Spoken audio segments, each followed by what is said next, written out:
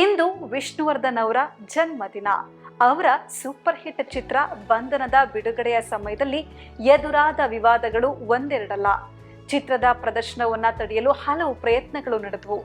ಆದ್ರೆ ಚಿತ್ರ ಯಶಸ್ವಿಯಾಗಿ ಬಿಡುಗಡೆಯಾಯಿತು ಮತ್ತು ದೊಡ್ಡ ಯಶಸ್ಸು ಕಂಡಿತು.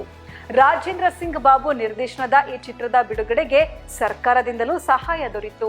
ವಿಷ್ಣುವರ್ಧನ್ ಅವರಿಗೆ ಸೆಪ್ಟೆಂಬರ್ 17 ಜನ್ಮದಿನ.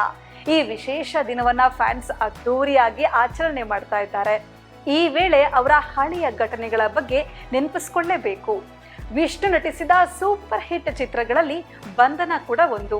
ಈ ಸಿನಿಮಾವನ್ನ ತಡೆಯಲು ಅನೇಕ ಪ್ರಯತ್ನಗಳು ನಡೆದವು. ಆದ್ರೆ ಯಾವುದೂ ಕೂಡ ಸಿನಿಮಾ ತಡೆಯಲು ಸಾಧ್ಯವಾಗಿಲ್ಲ. ವಿಷ್ಣು ಜನ್ಮದಿನದ ಪ್ರಯುಕ್ತ ಆ ಘಟನೆಯನ್ನ ನೆನಪಿಸಿಕೊಳ್ಳೋಣ ಬನ್ನಿ. 1984ರಲ್ಲಿ ಬಂಧನ ಸಿನಿಮಾ ರಿಲೀಸ್ ಆಯಿತು. ವಿಷ್ಣುವರ್ಧನ್ ಹಾಗೂ ಸುಹಾಸಿನಿ ಮುಖ್ಯ ಪಾತ್ರದಲ್ಲಿ ಕಾಣಿಸ್ಕೊಂಡ್ರು. ಜೈ ಜಗದೀಶ್ ಕೂಡ ಸಿನಿಮಾದ ಭಾಗ ಆಗಿದ್ರು. ಈ ಸಿನಿಮಾವನ್ನ ರಾಜೇಂದ್ರ ಸಿಂಗ್ ಬಾಬು ನಿರ್ದೇಶನ ಮಾಡಿದ್ರು. ಈ ಸಿನಿಮಾ ಭಗ್ನ ಪ್ರೇಮದ ಕತೆ ಹೊಂದಿತ್ತು. ಆಗಿನ ಕಾಲಕ್ಕೆ ಚಿತ್ರ ಸೂಪರ್ ಡೂಪರ್ ಹಿಟ್ ಆಯ್ತು. ಆದ್ರೆ ಇದನ್ನ ತಡೆಯೋ ಪ್ರಯತ್ನಗಳು ನಡೆದವು. ಈ ಬಗ್ಗೆ ರಾಜೇಂದ್ರ ಸಿಂಗ್ ಬಾಬು ಈ ಮೊದಲು ಮಾತನಾಡಿದ್ರು. ನನ್ನ ಬಂಧನ ಸಿನಿಮಾ ರಿಲೀಸ್ ಆಗಿತ್ತು. ಹೆಂಗಸರು ಸಿನಿಮಾ ನೋಡಲು ಬರಬಾರದು ಅಂತ ಥಿಯೇಟರ್ ಒಳಗೆ ಖಾರದ ಪುಡಿ ಎರಚಲು ಆರಂಭಿಸಿದ್ರು. ಟಿಕೆಟ್ ಕೌಂಟರ್ ಬಳಿ ಬ್ಲೇಡ್ ಹೊಡೆಯೋ ಕೆಲಸ ಆಗಿತ್ತು. ಈ ವೇಳೆ ಸಿಎಂ ಆಗಿದ್ದ ರಾಮಕೃಷ್ಣ ಹೆಗಡೆ ಅವರು ಸಹಾಯ ಮಾಡಿದ್ರು. ಪೊಲೀಸರ ಬಳಿ ರಕ್ಷಣೆಗೆ ಸೂಚಿಸಿದ್ರು ಅಂತ ರಾಜೇಂದ್ರ ಸಿಂಗ್ ಬಾಬು ಹೇಳಿದ್ರು. ಪೊಲೀಸರು ಕಠಿಣ ಕ್ರಮ ಕೈಗೊಂಡ್ರು.